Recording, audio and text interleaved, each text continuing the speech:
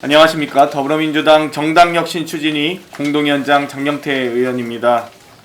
더불어민주당 혁신위는 오늘 제1차 정치교체, 제2차 기득권 타파에 이어 제3차 정치윤리 강화를 발표하도록 하겠습니다. 정치윤리는 국민과 당원의 선택을 받는 선출직 공직자가 지켜야 할 의무입니다. 정치윤리를 준수하는 것은 책임과 권한을 가진 자들의 기본적인 정치 행위입니다. 이를 최대한 지킬 수 있도록 제도하는 것은 책임과 권한을 주신 국민과 당원들의 지상 명령입니다.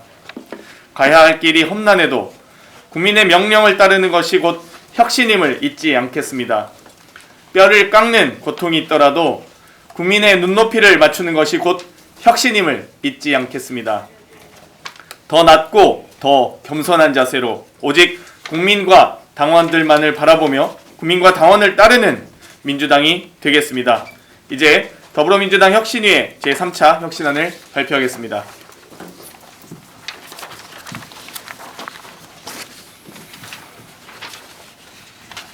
네, 그럼 지금부터 더불어민주당 정당혁신추진위원회 제3차 혁신안을 발표하겠습니다.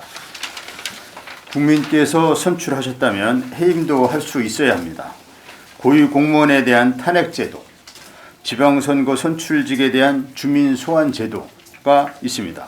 하지만 국회의원을 소환할 수 있는 제도적 장치는 없습니다. 3차 혁신안 첫째는 국회의원 국민소환제 도입입니다. 제21대 국회에서 국민소환제 관련 법안은 6건이 발의된 바 있습니다. 제20대 국회에서도 5건이 발의됐습니다. 총 11건의 법안이 발의됐다는 것은 국민의 요구가 있다는 것이며 국민적 공감대가 형성되어 있다는 것입니다. 국민의 고유 권한인 직접 민주주의를 실현한다는 차원에서 국회의원 국민소환제 도입은 대한민국 헌정사에 있어 의미 있는 분기점이 될 것입니다. 혁신위가 제안하는 국회의원 국민소환제 도입과 관련한 세부사항은 다음과 같습니다. 먼저 소환 사유로는 대한민국 헌법 제46조에 명시된 내용이 하나고 그 대상을 지역구 국회의원으로 합니다. 지역구 국회의원의 임기 개시 6개월 이내, 자녀 임기 1년 이내의 경우는 소환 기간에서 제외되며 임기 중 동일 사유로 재소환하는 것은 금지합니다. 총 유권자 15% 이상의 동의로 소환을 발의할 수 있으며 국민소환 투표권자 3분의 1 이상 투표와 유효 투표 총수의 과반 이상이 찬성하면 지역구 국회의원에 대한 국민 소환이 이루어지게 됩니다. 직접 민주주의의 실현을 바라시는 국민 여러분들의 요구에 더불어민주당은 더 겸손하고 더 낮은 자세로 부응할 것입니다. 위성정당 창당 방지입니다. 지난 21대 총선 당시 여야의 위성정당 창당은 매우 큰 정치적 이슈이자 국민적 관심사였습니다.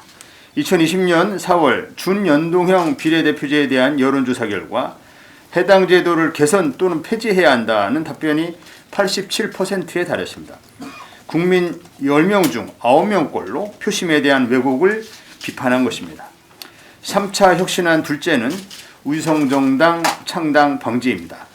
정치에서 탈법과 반칙은 부끄러운 일입니다. 이를 다시는 반복되지 않도록 부끄러운 정치 모습을 인정하고 하루빨리 개선해야 함은 정치의 불령입니다. 더불어민주당이 제대로 된 정치 모습을 국민께 보여드려야 합니다. 혁신위는 지역구 의석수 50% 이상 추천 정당에 비례대표 의석수 50% 의무 추천을 준수하도록 하여 위성정당 창당이 방지될 수 있도록 공직선거법 개정을 제안합니다. 제3차 혁신안 셋째는 원스트라이크 아웃빗 페널티 제도 도입입니다. 당의 공천을 받고자 하는 자에 대해 국민 눈높이에 맞는 청렴성 요구는 거듭 강조해도 부족하지 않습니다. 혁신위는 원스트라이크 아웃제를 도입할 것을 제안합니다. 특정범죄 가중처벌법상의 강력범죄, 성범죄 등 공천 부적격 사유를 당연 당국에 명시하고 구체적인 공천 부적격 사유와 기준을 비롯한 공직선거 후보자 검증의 면밀한 기준 등을 규칙으로 정할 것을 제안합니다. 또한 부적격한 사유가 있는 자임에도 불구하고 부적격 처분을 받지 않는 자에 대한 단수 공천 금지와 감산 규정을 당헌 당규에 명시하도록 합니다. 부적격 사유가 경선에 임할 경우 최소 30%에서 최대 50%를 감산하며 사회적 물의를 일으킨 자가 경선에 임할 경우 최소 10%에서 최대 30%까지 감산하도록 하고 해당되는 구체적인 기준은 각 선거기획단에서 규칙으로 정할 것을 제안합니다. 과유불급이 통용되지 않는 것이 윤리입니다. 정치윤리는 아무리 강조해도 지나침이 없습니다. 더불어민주당이 먼저 정치윤리 강화에 나서야 합니다. 오직 국민과 당원의 이름으로 실천하여 주십시오. 혁신의 완성은 실천입니다.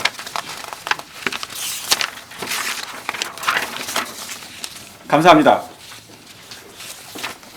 예, 그러면 지금부터 질의응답이 있겠습니다. 소속과 근황을 말씀해 주시고 질의해 주시면 감사하겠습니다. 네. 네, 저 일치시 여성분들입니다. 위성정당 창당 관련해서 그 방지 제도가 그러면 요번 기준으로 그러니까 20대 기준으로 하면 253석 7이니까 뭐 100, 그러니까 253석의 절반 이상 넘게 공천한 데는 그러면 이제 뭐 24명 이상 해야 된다 이렇게 말씀하셨어요. 21대 국회 기준으로 해서 20대 총선 기준으로 했을 때 이 더불어민주당과 국민의힘 그리고 그 평화통일개혁당 그 당 세 개가 이제 50% 이상, 소위 100석 이상 공천을 했는데요. 저희가 50% 기준을 삼은 이유는 모든 지역구 후보를 등록한 모든 정당에 적용했을 시에 소수 정당에게 피해가 갈 수 있다는 우려, 혁신위원분들 중에 우려가 있었습니다. 예를 들면 지역구 공천을 한 10분에서 30분 정도밖에 할 수 없는 예를 들면 소수 정당들, 제가 구체적으로 호명하지는 않겠습니다만 그런 정당들까지 비례대표 후보 등록을 50% 의무화하면 여러 가지 비례대표 후보 등록 기탁금 등으로 또 소수 정당에게 피해가 갈 수 있다는 우려가 있어서 저희가 지역구 의석에 50% 이상을 등록한 정당에 대해서만 했습니다. 소위 거대 양당에게 가장 강력하게 적용될 것이라고 예상하고 있습니다. 네, 또 추가 질문 있으신가요?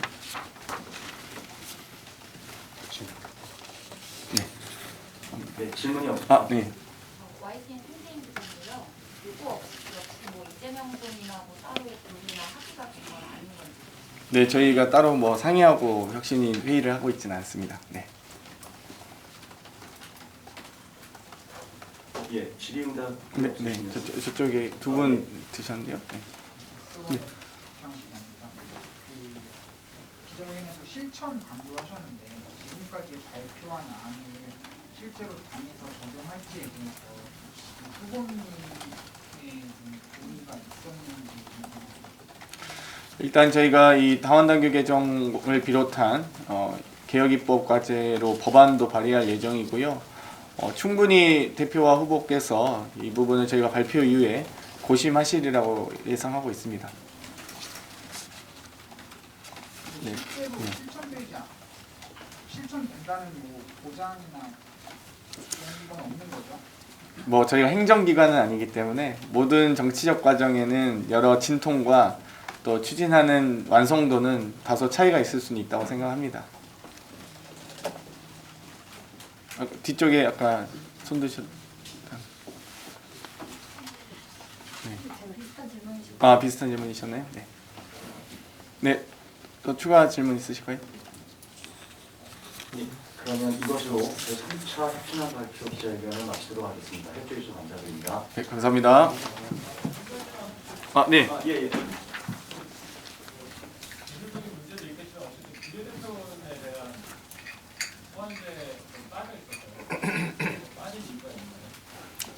비례대표 후보에 대한 비례대표 의원에 대한 소환 제도를 저희가 설계할 때 이 소환 대상과 소환 청구권자와 이 소환 의결 정족수 등을 소위 소환 결정 대상을 선정하는 게 매우 어렵다는 판단도 했습니다. 또 한편으로는 어찌되었건 이 정당에 투표를 해서 비례대표 국회의원 등이 당선이 되고 전국구 선거를 하기 때문에 이 여러 가지 이 비례대표 국회의원에 대한 소환은 당청에서의 징계나 윤리특위 등의 징계를 통해서도 가능할 수 있다. 어찌되건 정당이 공천하고 정당이 이 순번을 매겨서 당선자를 결정하는 제도이기 때문에 어떤 지역 주민으로부터나 혹은 전 국민을 또 대상으로 해서 소환 제도를 성안하는 것은 매우 어렵다는 판단했습니다. 그래서 정당의 어떤 여러 가지 징계안을 바탕으로 한 제명 제도 등을 통해서 여러 가지 이 소환 사유나 대상이 될 수 있다고 봤고요. 어찌되었건 지금 이번에는 지역구 국회의원들의 주민들의 어떤 선출에 대한 요구 또 소환에 대한 요구들이 있을 때 그 부분이 적용될 수 있도록 제도 설계를 했다는 말씀을 드리겠습니다. 더 질문이 없으시면 질문을 마치고 이것으로 37억 실현 발표 기자회견을 마치도록 하겠습니다. 기자 여러분 감사합니다.